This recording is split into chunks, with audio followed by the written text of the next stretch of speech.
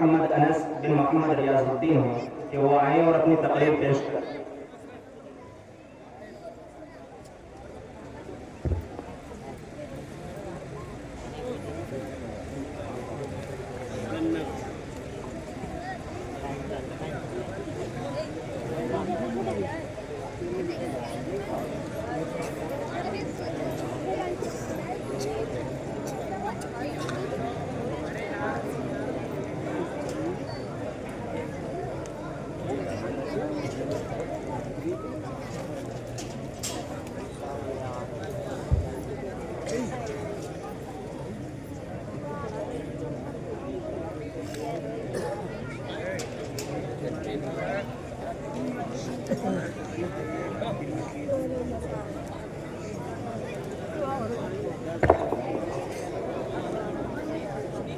السلام علیکم ورحمۃ اللہ وبرکاتہ۔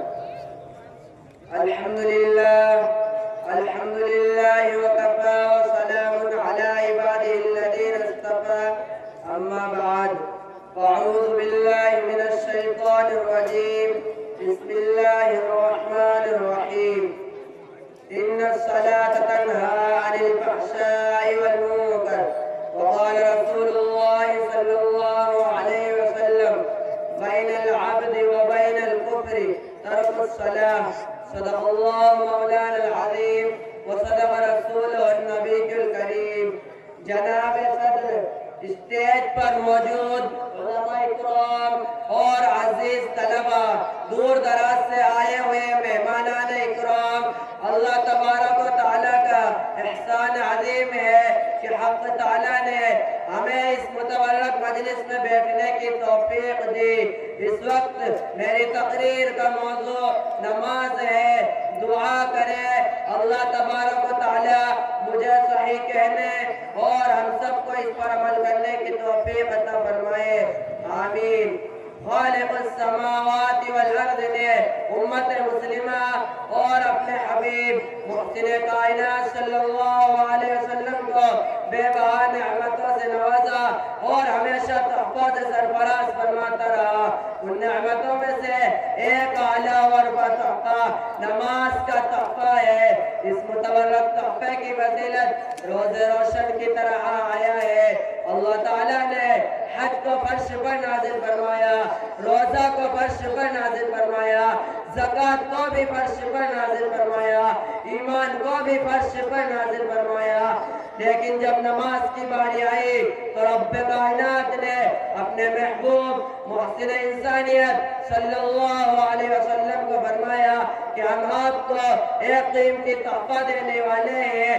یہ تحفہ بہت اعلیٰ ہے، یہ تحفہ بہت عرفہ ہے، اور اعلیٰ عرفہ شرک کو اعلیٰ ہی جگہ عطا کیا جاتا ہے، لہذا نماز کو عرش پر بلا کر عطا کیا گیا۔ برادران اسلام، توحید اور ایمان کے بعد انبیاء علیہ السلام نے نماز ہی کو اہمیت دی اور نماز کی تلقین کی ہے۔ قرآن مجید میں جگہ جگہ پر اقیم الصلاۃ اقیم الصلاۃ ذکر کیا گیا ہے، کہیں پر یہ الفاظ ذکر کیے گئے ہیں، یا ایھا الذین آمنوا استعینوا بالصبر والصلاۃ، اے مومنو صبر اور نماز کے ذریعے سے مدد طلب کرو۔ جب صحابہ اکرام رضوان اللہ علیہ اجمعین کو حضور صلی اللہ علیہ وسلم نے معراج کے تحفے کا ذکر کیا اور نماز کی بشارت دی تو تمام صحابہ اکرام جھوم اٹھے، سبحان اللہ، اب تو نمازوں کے ذریعے سے ہم ہر مشکل آسان کر دیں گے، اب تو ہمیں خدا سے مانگنے کا واسطہ اور وسیلہ مل گیا۔ 5 وقت کی نماز ادا کرے اور 500 نماز کا ثواب ملے۔ نماز جنت حاصل کرنے کا ذریعہ ہے، نماز رضا الہی حاصل کرنے کا وسیلہ ہے، نماز رسول اللہ صلی اللہ علیہ وسلم کی محبت حاصل کرنے کا واسطہ ہے۔ دل میں ہر ایک انسان کے حسرت ہے جہاں کی، دل میں ہر ایک انسان کے حسرت ہے جہاں کی، وہ باغے جہاں سر کو جھکانے میں ملے گا۔ عزیزان گرامی، کوئی متقی نماز کے بغیر متقی ہو نہیں سکتا، کوئی ولی نماز کے بغیر ولی نہیں ہو سکتا، کوئی قطب نماز کے بغیر قطب نہیں ہو سکتا۔ حضور صلی اللہ علیہ وسلم نے بھی نماز ادا کی، صحابہ اکرام نے بھی نماز کی پابندی کی، تابعین نے بھی نماز پر مداومت کی، تبع تابعین نے بھی ترک نماز نہیں کی، ائمہ مجتہدین نے بھی نماز کو پکڑے رکھا، اولیاء اکرام نے بھی نماز اختیار کیا۔ کوئی بتا دو کہ کسی نبی نے نماز ترک کی ہو اور نبی بن گیا، کوئی ولی نماز کے بغیر ولی ہو گیا ہو، کوئی قطب نماز کے بغیر قطب بن گیا ہو، کوئی ابدال نماز کے بغیر ابدال بن گیا ہو، کوئی امام نماز کے بغیر امام بن گیا ہو، آپ بتا ہی نہیں سکتے، اس لیے کہ یہ عمل محبوب عمل ہے۔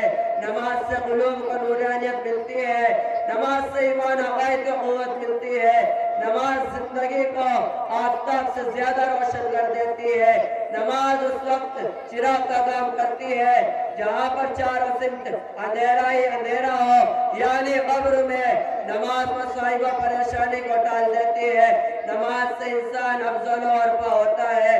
کیوں نہ ہو، نماز ہے یہ ایسا تحفہ جس سے شیطان کا منہ کالا ہو جاتا ہے۔ برادران ملت، نماز ہی سے فیصلہ ہوتا ہے کون متقی، کون شقی، کون انسان، کون شیطان، کون مسلم، کون غیر مسلم، یہ امتیاز نماز ہی سے ظاہر ہوتا ہے۔ میں بغیر حوالے کی بات نہیں کہتا، مشکات شریف اٹھاؤ، 58 صفحہ نمبر 58 پہ دیکھو، حضرت جابر روایت فرماتے ہیں کہ محسن انسانیت صلی اللہ علیہ وسلم نے ارشاد فرمایا، بین العبد و بین الکفر ترک الصلاۃ، بندے اور کفر کے درمیان صرف نماز کا ترک کرنا ہے۔ مشکات شریف کے اسی صفحہ پر دیکھو، اور ایک حدیث ہے جس کے راوی حضرت بریدہ رضی اللہ عنہ ہے، فرمایا رسول اکرم صلی اللہ علیہ وسلم نے، العہد بیننا و بینہم الصلاۃ فمن ترکہا فقد کفر، ہمارے اور منافقین کے مابین عہد ہے، وہ نماز ہے، بس جس نے اس کو ترک کیا گویا اس نے کفر کیا۔ حضور پرنور صلی اللہ علیہ وسلم نے دوسری جگہ ارشاد فرمایا، مَن تَرَکَ الصَّلَاةَ مُتَعَمِّدًا فَقَدْ كَفَرَ، جس نے بھی جان بوجھ کر نماز کو ترک کیا گویا اس نے کفر کیا۔